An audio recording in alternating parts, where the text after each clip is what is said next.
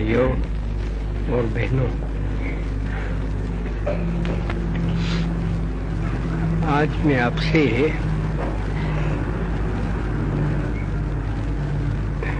अभी मुश्किल की बात है कि उनको शरणार्थी कहना कि नहीं कहना, लेकिन उसके बारे में बात करना चाहता हूँ।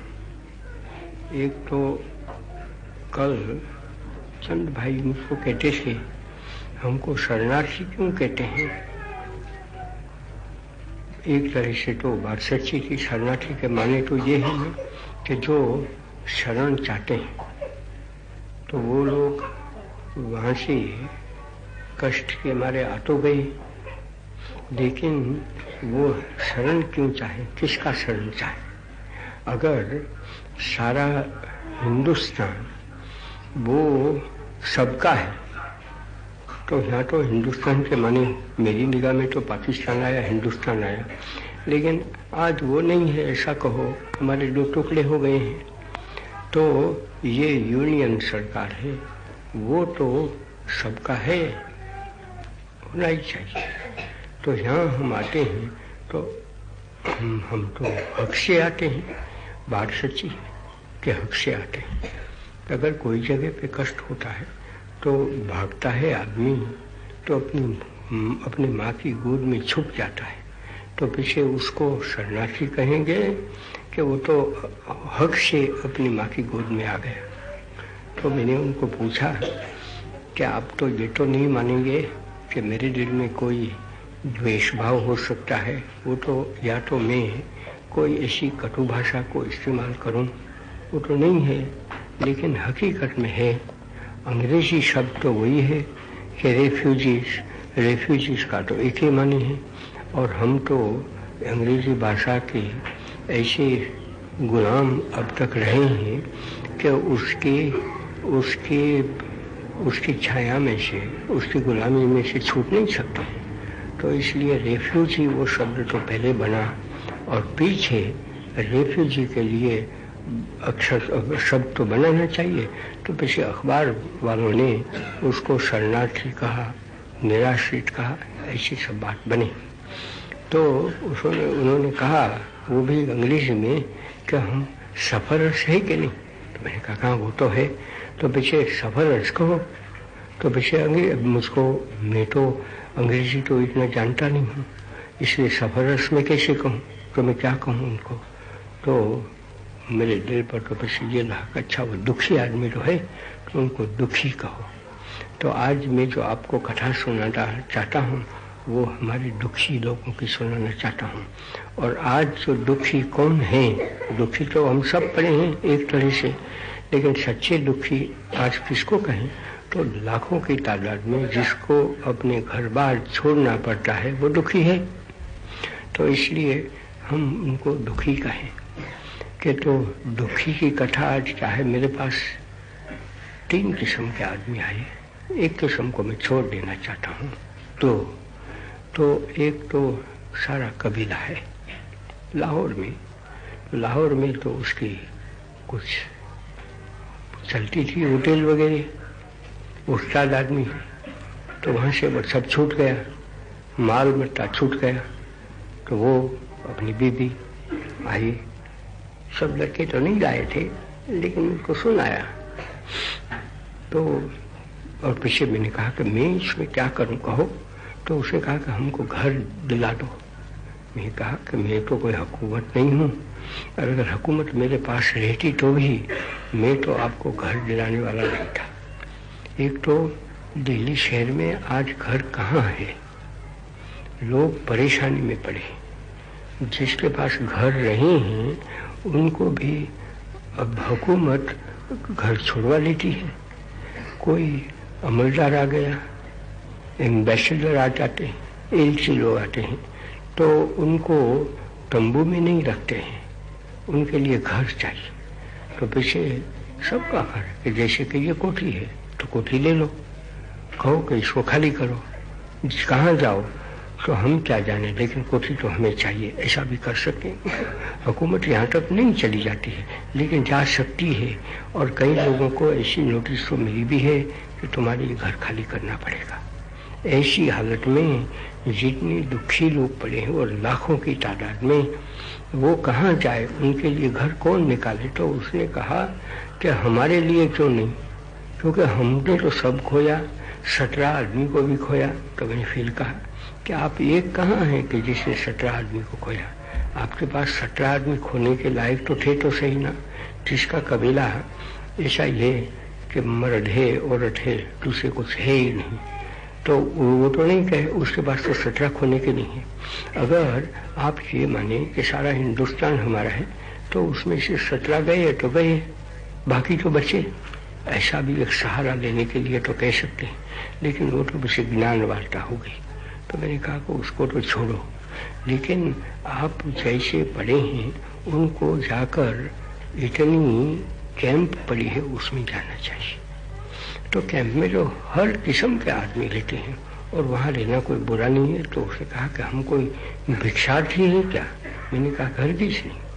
और अगर मैं कैंप में चलाने वाला रहूं तो मैं तो किसी को भिक्षान न दूंगा ही नहीं। भिक्षा से क्या बनेंगे। आप लोग तगड़े हैं, काम करो और खाओ, वहाँ कपड़े पहनो, और वहाँ आपको रहने के लिए एक डेरा, कुछ ऊपर कपड़ा तो रख दें कि जिससे वो जो वल आती है, पानी ऊपर से पड़ता है, उसको तो पानी नहीं कहते हैं, उससे तो बचो। तो वो तो हो सकता है। और दिन में तो कुछ जरूरत नहीं, क्योंकि आकाश खुला है, सूर्य नारायण हमको गर्मी देता है, वो गर्मी हमें चाहिए। मैं तो घर में नहीं पड़ा रहता हूँ, बाहर सूर्य नारायण का धूप लेता हूँ, तब मुझको अच्छा रहता है। तो उसमें कौन सी बड़ी बात है। तो मैंने कहा हम ऐसे नहीं, हमको तो घर चाहिए, हमारे छोटे छोटे बच्चे हैं। फिर मैं कहता हूँ कि आपके बच्चे को, मैं भी गया हूँ और काफ़ी जगह पे चला गया हूँ, वहाँ देखा है, तो उनके बेचारे माता लोग हैं, उसके बच्चे रहते हैं, सब रहते हैं। कोई तो गर्भवती है, तो वहाँ बच्चे भी पैदा करती है, उसमें क्या आपत्ति है, और वो आपका घर है। तो उसने कहा कि उसको हम घर नहीं मानते। तो मैंने कहा कि मेरे पास से तो वो है ही नहीं, अगर रहता मेरे हाथ में हुकूमत रहे तो भी मैं आपको इस तरह से देने वाला नहीं था। मैं तो आपके लिए कह सकता हूँ कि अच्छे खासे सुथरे वो शिविर है, कैंप है, कैंप में रहो। कैंप में जो दूसरे खाते हैं वो खाओ, दूसरे मेहनत करते हैं ऐसे मेहनत करो। और तुम तो इतने चालाक है, तकड़े हैं, और होटल वगैरह चला सकते हैं, तो वहाँ ऐसा काम करो कि जिससे दूसरों को भी राहत मिले। तो पीछे वो तो गए, और पीछे मुझको एक कहा, वो बहुत चुभा कि लेकिन यहाँ इतने मुसलमान पड़े हैं, उसका क्या, उसके घर खाली क्यों ना हो। तो मुझको वो चोट लगी कि अभी काफ़ी लोगों को हटा दिए, अभी बाकी जो रहे हैं वो बाकी तो बहुत कम रहे हैं, उनको भी रोज हालाकी होती है। रोज कहा जाता है यहाँ से हटो, यहाँ से हटो, यहाँ से हटो। क्यों कि हमको रहना है, उनको रहने का है। तो वो जाकर हर एक आदमी हाकिम बन जाए, तो पीछे हाकिम कौन रहेगा, और पीछे देश किसका होगा। हर एक को हाकिम बनने का हक है ही नहीं, होना नहीं चाहिए। और है तो पीछे हुकूमत चली गई। हर एक आदमी जब हुकूमत चलाने वाला बनता है तो वो तो होता ही नहीं, दुनिया में किसी जगह पे नहीं है। ऐसा है कि हाँ, जो बिल्कुल जंगली लोग कहते हैं उसमें कहते हैं सही कि उसको कोई हाकिम नहीं है, लेकिन वहाँ भी जो लुटेरे लोग लेते हैं उसके भी हाकिम लेता है। हमने तो सुना है, वो तो वार्ता है कि अली बाबा और उसके और 40 चोर, 40 डाकू, उसका जब एक जो बड़ा था वो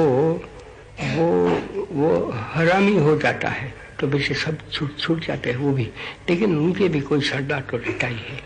तो ऐसी कोई जगह नहीं है दुनिया में कि जिस जगह पर हर एक हाकिम बनता है तो वैसे हुकूमत किस पर चलाएगा। और जब हर एक हाकिम बनता है तो हुकूमत अपने पर चलावे, अपने पर हुकूमत चलाना वो तो हम जानते ही नहीं है, तब तो सब झंझट में पड़ते हैं। तो मैंने कहा कि आप उनका कहते हैं कि जो अभी परेशानी में पड़े हैं और आज तो है लेकिन कल फजर में वहाँ पड़े होंगे कि उनको मार डाले होंगे कि उसको पुलिस पकड़ गए होंगे, ऐसी तरह से जो पड़े हैं उनका घर पर आज आप ऐसी नज़र करें वो तो बड़ी बुरी बात है और आपके लिए वो लायक नहीं है।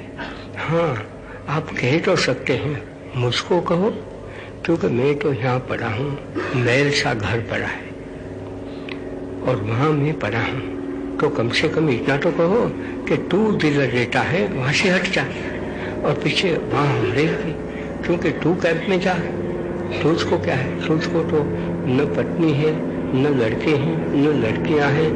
वो दूसरी तीसरी लड़कियां को लेकर भेज गया है, कहता है कि मेरी लड़कियां हैं तो वहाँ भी तेरी लड़कियां हैं, तू जा। हम तो ऐसे नहीं हैं, हम तो अपनी लड़कियां हैं उसको पहचानते हैं, अपने लड़के हैं उसको पहचानते हैं, दूसरों को हम नहीं पहचानते।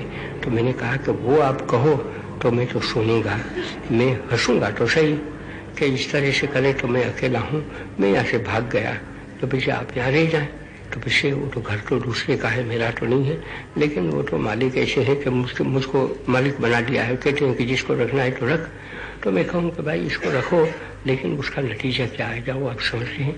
तो पीछे शर्मिंदे बन गई कि वो बात कहता तो ठीक है कि वो जो अगर वो मुसलमान अपना घर में से हटने के लायक है और कहाँ जाए, तो उससे तो बहुत लायक तो ये गांधी पड़ा है, वो चला जाए तो दूसरे आदमी तो उसको उठा देंगे, और न उठावे तो वो तो रास्तों में भटक सकता है, कोई उनको भटकने देगा नहीं, कोई उनको दूध देगा, कोई उसको फल दे देगा, कोई उसको को खजूर दे देगा और ऐसे अपना निवारा करेगा। और कभी वो नंगा रहने वाला नहीं है, उसको उड़ने का भी दूसरे देने वाले हैं। तो यहाँ मैं रह सकूँ इसी बात है। तो उसका हुआ, पीछे दूसरे मेरे पास आ गए, वो सिख भाई थे। तो उन्होंने कहा कि हम ऐसे सिख नहीं है। इसको भी की बात है कि वो जितने आए थे उनके पास किरपान नहीं था। मैंने पूछा नहीं कि आपका किरपान कहाँ है, लेकिन नहीं था, कड़ा था, वो जो बैठते हैं नहीं था। तो उनको मैं, हाँ दाढ़ी भी थी मेरा ख्याल है। तो उन लोगों ने कहा कि हम परेशान पड़े और हम तो इतने ही नहीं है, हज़ारा के हैं।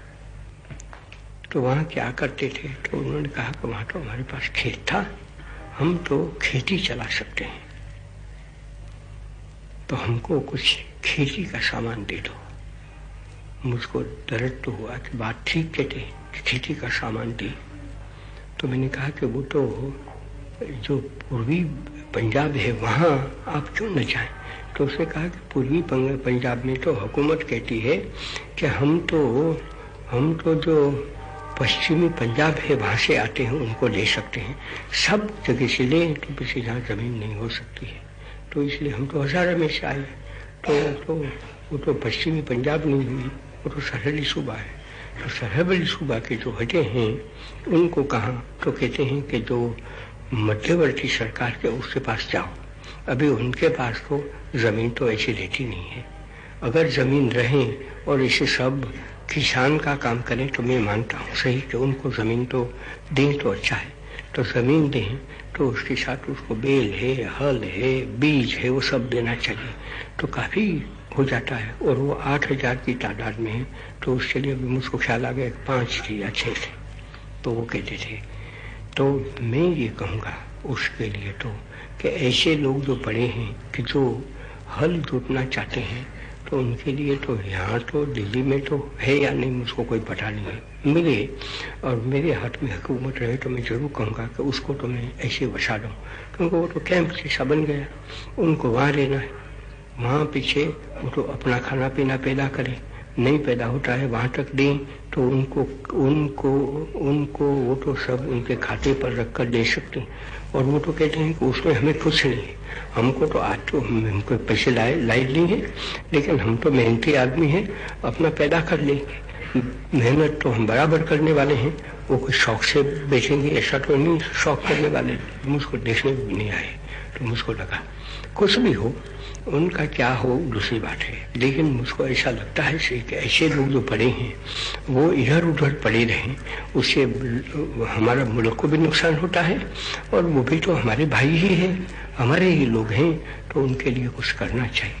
वो तो मैं हुकूमत को सुनाता हूँ कि हुकूमत में किसको मिलूँ किसको न मिलूँ, तो मैं कहता हूँ कि ऐसे लोग जो पड़े हैं उनको मदद देना वो हमारा हुकूमत का काम हो जाता है और हमारा काम भी हो जाता है।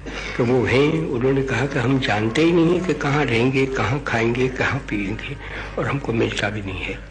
तो मैं समझता हूँ उनके लिए एक कैंप होनी चाहिए, नहीं मिलती है तब तक 2 कैंप यहाँ पड़ी है, वहाँ उनका गुजारा होना चाहिए और उसके लिए वो कोशिश होनी चाहिए। अगर यहाँ नहीं मिलती है तो पीछे कहीं भी, सारा हिंदुस्तान पड़ा है, जो जगह है वो हमारी जगह है, तो वहाँ वो चाहे ऐसा वो तो कहते ही है कि हम ये नहीं कहते हैं कि इसी जगह पर रखो या तो कहीं भी रखो। हम नहीं कहते हैं कि हमको जो मुसलमानों का घर है वो दिला दो, ऐसे हम है ही नहीं। हम समझते हैं कि हमने तो काफ़ी दुख की बर्दाश्त की है, तो पीछे हम दुख दूसरों को देने के लिए बैठे ही नहीं है, देना नहीं चाहते। हम तो मिस्किन जैसे हैं, है तो सिख टकले, वो कोई ऐसे मामूली जैसे नहीं लगते थे कि उसको एक धक्का दे दो तो गिर जाए, टकले हैं। लेकिन उनको ये था कि हमारा जो टकरापन है वो कोई किसी को डराने के लिए थोड़ा है, हमको तो ईश्वर से डर कर बैठना है और जिस तरह से हमारा जीवन बसर हो सकता है इस तरह से करना। ऐसे 2 किस्म के हैं, तो मैंने आपको दोनों किस्म बताई और पीछे मैं क्या कहूँ उसको, मैंने उसको कहा कि ये सब चीज़ है वो तो एक चंद दिन की हो सकती है। वो कैसे, उन्होंने पूछा। तो यहाँ एक भाई ने मुझको पूछा कि आप तो कहते तो हैं कि अच्छा अपने घर पे जाओ, तो हम पंजाब कब जा सकते हैं? मुझको बड़ा मीठा लगता है वो पूछते हैं वो। तो मैं कह सकता हूँ कि आज आप जा सकते हैं। आज से मानिए आप ऐसा न करें कि कल फजर में जाएं, लेकिन उसमें शर्त पड़ी है ना, शर्त ये है कि हम अच्छे बने। हम कह दें कि हमारे लिए कोई दुश्मनियाँ है ही नहीं, मुसलमान हमारा दुश्मन नहीं, वो भी हमारा भाई है। वो क्या 5th कॉलोनिस्ट होगा, वो क्या कर सकता है? इतने हम दरिया जैसे पड़े हैं, उसमें कौन हमको सताने वाला है? वो सताएगा, उसको ये भगवान सता देगा और हुकूमत सताएगी, हुकूमत उसको मार डालेगी। हुकूमत कर सके लेकिन हम तो नहीं मारे। तो मैं कहूँगा कि अगर हम भले हो जाते हैं आज, तो कल वो सब काम हो सकता है। सब क्यों हो सकता है ऐसा मैं कहता हूँ कि तब तो पीछे मैं तो आज़ाद बन जाता हूँ। आज तो मैं आज़ाद क्या, मैं तो परेशान पड़ा हूँ। मुझको जीना वो भी एक भार रूप पड़ गया है कि मैं भार रूप क्यों यहाँ पड़ा हूँ। ऐसी हालत में मैं क्या कर सकता हूँ? लेकिन आज अगर दिल्ली मान जाए तब तो मैं तो तकड़ा बन जाता हूँ और तब मैं भाग जाऊँगा। कहाँ? पंजाब में। और कौन से? पश्चिमी पंजाब में। और कहूँगा कि अरे मैं तो सामान तैयार करके आया हूँ कि जितने मुसलमान गए हैं वो आज जा सकते हैं और जितने पड़े हैं उनको कोई छूने वाले नहीं है। बाकी जो पड़े हैं वहाँ वो अपनी कैंप में पड़े रहेंगे और कैंप में आराम। माई आपको ये सुनना है तो पीछे यहाँ से जानना चाहिए। ये कहाँ की बात है कि 5 मिनट के लिए इतनी शांति नहीं रख सकती है, वो कोई अच्छी बात नहीं है। तो और अभी जो मैंने ख़त्म कर लेता हूँ, तो मैं ये कहूँगा कि ये हमारे पास एक बड़ा सामान तो पड़ा है, वो तैयार हो जाता है तो सब आराम से हो जाता है। न हो तो भी मेरे पास तो वही है कि जब मौका आ गया, और कभी न कभी तो मौका आना ही है, अगर नहीं आता है तो बच्चे हमारे हमेशा के दुश्मन बनना है। कैसे दुश्मन बन सकते हैं? करोड़ों आदमी, दोनों बगल में करोड़ों आदमी पड़े हैं, वो कैसे बने? यहाँ तो 4 करोड़ 3.5 करोड़ पड़े हैं, उनको मारो या तो उनको भेज दो, वो कोई बनने वाली चीज़ नहीं है। मेरे तो ख्वाब में आ ही नहीं सकता है और मैं वो ख्वाब नहीं चाहता हूँ, मैं वो देखना नहीं चाहता हूँ। उससे मुझको तो यही लगेगा कि ये भारूप जो पड़ा है, तेरी एक वक्त चलती थी, अभी तो तेरी कोई नहीं चल सकती है, तो यहाँ से तो भाग जा, ऐसा मुझको होता है।